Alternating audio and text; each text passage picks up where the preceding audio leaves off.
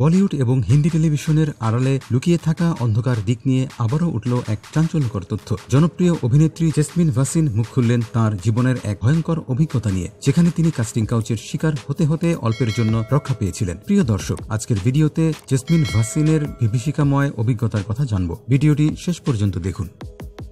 ঘটনাটির সূত্রপাত মুম্বাইয়ের জুহুর এক হোটেলে। অভিনয়ের জন্য অডিশনের ডাক পেয়ে জেসমিন সেখানে যান। হোটেলের লবিতে গিয়ে দেখেন আরো অনেক মেয়ে অপেক্ষা করছে, কিন্তু সত্যিকারের ভয়াবহ মুহূর্ত শুরু হয় যখন পরিচালক তাকে হোটেলের একটি রুমে ডেকে নেন। সেখানে জেসমিন ভাসিনকে একটি দৃশ্যে অভিনয় করে দেখাতে বলা হয়। দৃশ্যটি ছিল এমন, যেখানে প্রেমিক চলে যাচ্ছে আর তাকে আটকানো হবে, কিন্তু মদ্যপ পরিচালক বারবার বলছিলেন খোলামেলাভাবে অভিনয় করতে। তিনি পরের দিন প্রস্তুতি নিয়ে আসার অনুরোধ করলেও পরিচালক জোর দেন আজই অভিনয় করতে হবে। হঠাৎ পরিচালক ঘরের দরজা ভেতর থেকে বন্ধ করে দেন এবং অন্য কিছু করানোর চেষ্টা করেন, হুমকিও দেন। ভয় আর সাহসের মিশ্রণে কোনোভাবে এই অভিনেত্রী সেখান থেকে পালিয়ে আসেন।